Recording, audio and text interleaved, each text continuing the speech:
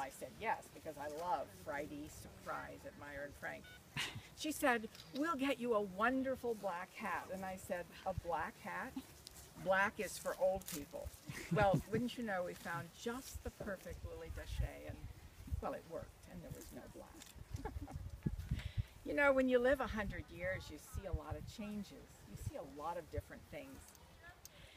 I was born in Nebraska in 1871, and when I was a year old, we went to Iowa. That first year, my father and my Uncle William built our frame house, and it was a wonderful year. But later in the summer, my father suddenly died, and there we were in Iowa. And so we decided we'd stay, and I grew up there, and I graduated from high school there, and I taught for 7 years until I met my Edward. And then Edward and I decided to marry and raise a family of our own. Well, we looked for a small town. We settled on Deadwood, South Dakota. Now, Deadwood, South Dakota was actually sort of a wild town. There were actually 27 saloons in that one town. So we said, no, I don't think so. We're looking for education for our children. We're going to move on. And we found Forest Grove, Oregon, and Pacific University, which is a very good school, and decided to settle there. The first 5 years were wonderful. Edward had a very, very good business in real estate. I stayed home with our 4 children. Life was very good. One day, Edward decided to take George, our son, into Portland on the Oregon Electric Railway. Very exciting. Oh, they had a wonderful day. And when they got ready to come home, Edward helped George into the car, dropped something on the platform, went back to pick it up, and as he went to jump on the train, he fell and was crushed under the wheels in front of everyone on the platform. Well, later that day, my doorbell rang, and there was a man from the railway, and he said, here's your son. Your husband's dead. Just like that. Well, it was 1911. In 1911, women didn't go into the workforce, but I had no choice, did I? I had 4 children, I had a home I needed to keep, and I needed to work. So I found a job with L.M. Graham. He was an attorney in Forest Grove. Perhaps you've heard of him.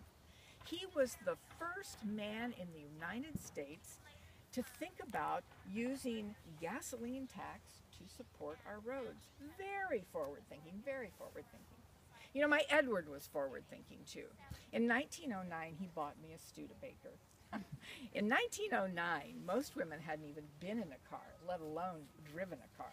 But I was the first woman in Oregon to get my chauffeur's license, and I turned it into a business. If you wanted to go to Portland, that was $5.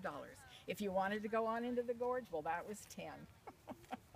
I was known as kind of a reckless driver because I took those curves at 15 miles an hour. There weren't gas stations on every corner then, so we had to siphon gas into the car with a rubber hose. Well, my business only would last from April until October because of the muddy roads. The rain comes and you can't get on those roads. Well, I have to tell you that being independent and being, you know, fairly intelligent really got me far. Well, that and a piece of gum, because that's what got us back to Forest Grove more times than I can tell you with that Studebaker. I didn't always work for other people. I owned my own insurance company, and I did taxes for people in Forest Grove. And I was the Registrar of Vital Statistics for Western Washington County. My kids used to say, you know, you have to register and vote Republican because grandmother's such a staunch Republican. Well, I guess I was. Things were simpler then, weren't they? But it paid off when I turned 100 because I got a very nice note from President Richard Nixon, possibly the last thing he wrote from the White House, I don't know. At any rate, life wasn't all work. I had a lot of organizations I belonged to that I cared about very much. Education was one of the main things in my life. In the Midwest, when I was a young woman, I joined an organization called PEO, and their whole goal was to find scholarships for women. I was very active, and I started Chapter D here in Forest Grove. I was their first president, and then I was state president in 1915. I also was part of the Oregon Federation of Garden Clubs. I loved to garden, loved to garden. Our home was on 18th and Birch. We had a whole acre, and I planted it in peonies. My son said, Mother, plant strawberries. And I said, I sell peonies to the Rose Parade. I give peonies to every organization in town for their meetings. we're keeping the peonies, and we kept them. I was also a member of Eastern Star and very active there. And I was a member of the Tualatin Plains Historical Society, which I believe now is the Forest Grove Historical Society, and active there. I had time to be part of the Pacific University Guild. And do you know, they named a scholarship for me, the Dorothy Seymour Scholarship Fund. I'm proud of that. That's an honor.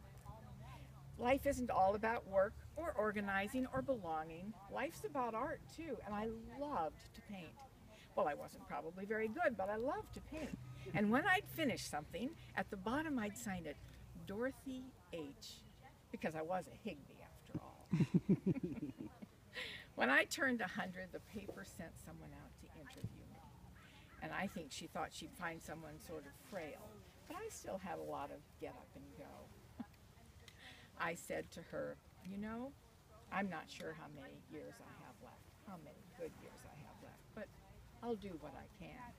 For my 100th birthday party, my daughter Victoria brought her children. Isn't it funny how the young think about the elderly? She kept saying to me, Mother, do you know what I'm saying? Mother, can you hear me? Mother, do you know who I am? And I said, well, I must be related to you because you keep calling me Mother. Oh, yeah. It's good. It's good up here. In that spring, I came here, and this is where I am with my memories, the things that matter, the things we take with us. Because, you know, in 1971, I was Grand Marshal of the Gay 90s Parade.